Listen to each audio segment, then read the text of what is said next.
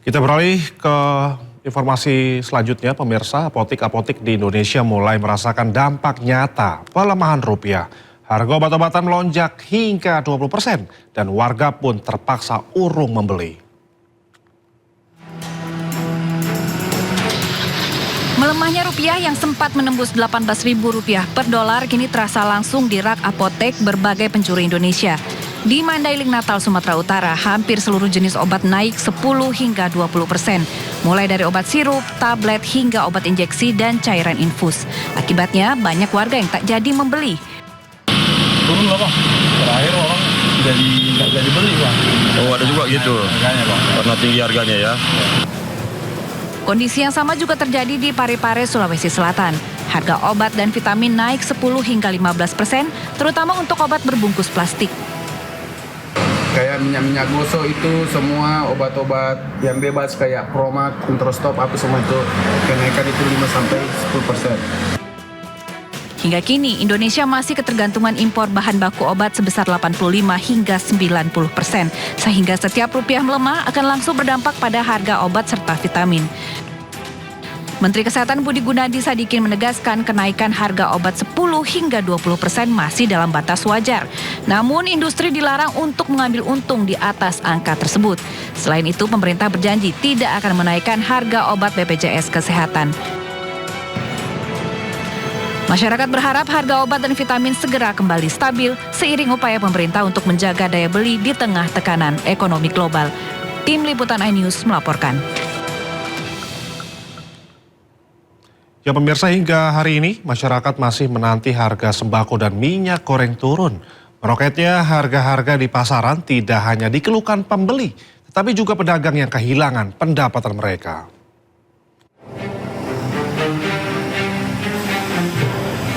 Dari hari ke hari, harga pangan di pasar belum menunjukkan tanda-tanda akan turun.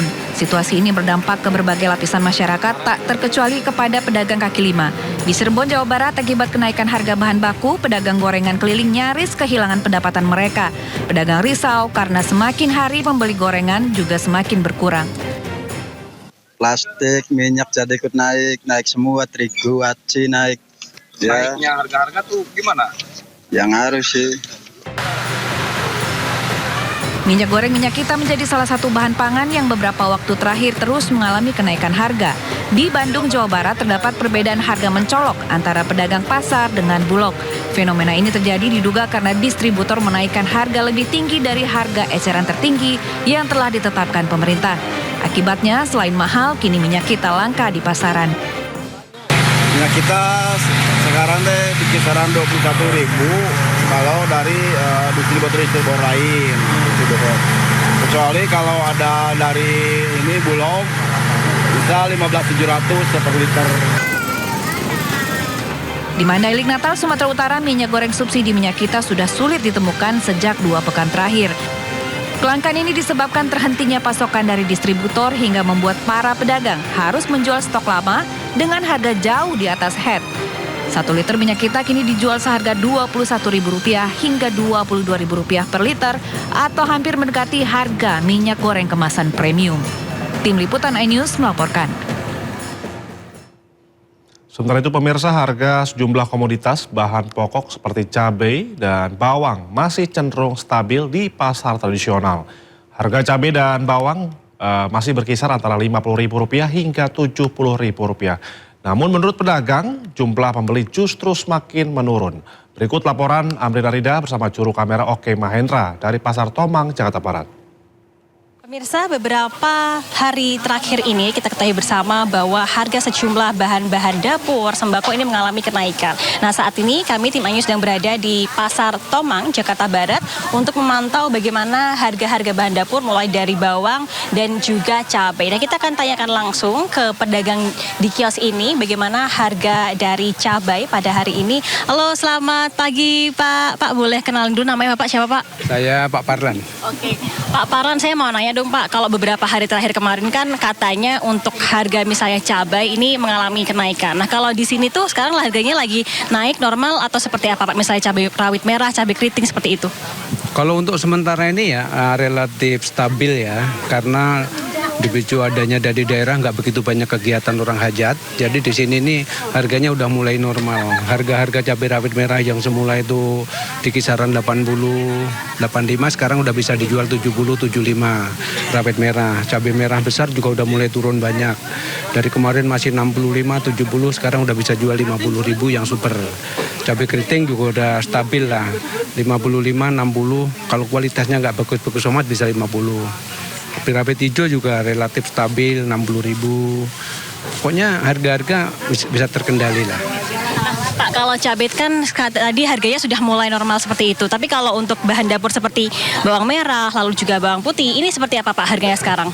Kalau bawang putih itu relatif stabil ya, dari bulan-bulan yang lalu sampai sekarang aja nggak ada kenaikan, nggak ada perubahan harga, hampir sama. Tapi kalau bawang merah itu ya mengikuti perkembangan aja, kadang-kadang harganya tinggi banget, harganya normal. Kalau untuk sekarang ya kisaran 65, 70, itu pun kalau super full loh. Kan barangnya macam-macam. Kalau yang bagus-bagus gini emang harganya harus mahal, karena kita dapat barangnya juga mahal. Tapi kalau yang asal bawang-bawang itu murah, paling 50.000 juga dapat per kilonya. Pak Parlan, ini beberapa hari terakhir ini kan memang beberapa pembeli tadi saya juga tanyai mengatakan bahwa ekonomi sedang lesu sendiri. Nah kalau Bapak sendiri gimana sih Pak harapannya terkait dengan ekonomi Indonesia ke depannya seperti apa Pak? Ya kalau emang beberapa hari, bahkan bukan hari, bulan-bulan ini aja daya beli masyarakatnya itu berkurang banget. Karena dipicu mungkin nggak ada duitnya kali ya untuk belanja banyak gitu. Yang pasti banyak kegiatan-kegiatan. Saya sendiri sih bukan orang politik ya, tapi banyak berpengaruh banget dengan adanya MBG ini. Kalau menurut saya pribadi orang pasar kayak saya, MBG udahlah nggak diadain aja dulu, biar nanti kita itu bisa masuk ke pasar tuh orang belanja bawa duit gitu aja. MBG juga nggak begitu menunjang banget. Kalau emang mau kasih MBG semua dong, sama pedagang-pedagang pasar nih dikasih MBG semua, biar jangan anak-anak aja gitu. Itu aja. Terima kasih Pak Parlan atas waktunya, selamat lanjut aktivitas kembali ya Pak. Nah pemirsa, seperti itu tadi adalah keterangan dari Pak Parlan selaku pemilik kios, begitu gimana sekarang untuk harga sejumlah bahan-bahan pangan, misalnya cabai, lalu juga bawang merah, bawang putih, ini masih cukup normal, di mana cabai ini sekarang berkisar di antara 70.000 hingga 80.000. Namun seperti yang Pak Parlan tadi sampaikan bahwa para pedagang di sini ini berharap agar nantinya dari pemerintah bisa mengeluarkan kebijakan agar daya beli masyarakat ini bisa kembali seperti semula dan ekonomi bisa lancar seperti sedia kala. Dari Jakarta, Amrina Rida, Oki Mahendra, iNews melaporkan. Konflik antara Hizbullah dan Israel di perbatasan Lebanon masih terus berlangsung. Sesaat lagi, tetap di Sindo Siang.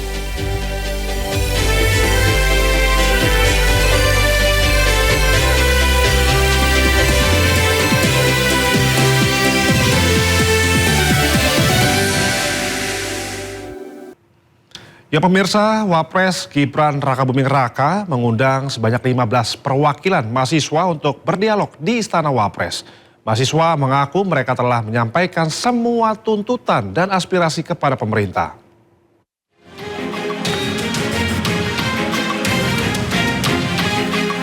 Wapres Gibran Rakabuming Raka menemui 15 perwakilan mahasiswa yang tengah berunjuk rasa. Ke-15 mahasiswa diundang ke Istana Wakil Presiden untuk berdialog langsung. Ke-15 mahasiswa yang diundang diantaranya dari Universitas Bung Karno, Universitas MH Tamrin, dan Universitas Terbuka. Setelah hampir 2 jam, pertemuan akhirnya selesai. Perwakilan mahasiswa mengaku selama berdialog dengan Wapres, mereka telah menyampaikan semua tuntutan dan aspirasi kepada pemerintah. Hasil dari pertemuan sama Wakil Presiden Gibran Rakabuming Raka membuahkan hasil, kawan-kawan mahasiswa pun menyampaikan aspirasi baik keluh kesah mereka dari daerah, baik dari keluh kesah skala nasional. Mereka menyampaikan secara konstitusional ke depan langsung Bapak Wapres. Sementara itu, menurut pelaksana tugas Sekretaris Wapres Al-Muktabar, semua tuntutan dan aspirasi mahasiswa akan dijadikan masukan penting bagi pemerintah. Nah, hal itu akan menjadi bahan pertimbangan untuk dimajukan kepada Bapak Wakil Presiden dari hal-hal yang diperlukan tindak lanjut, tentu pada batas-batas kewenangan sesuai peraturan perundang-undangan. Setelah bertemu Wapres Gibran dan menggelar unjuk rasa, sekitar pukul 6 sore, barisan pengunjuk rasa mahasiswa mulai membubarkan diri.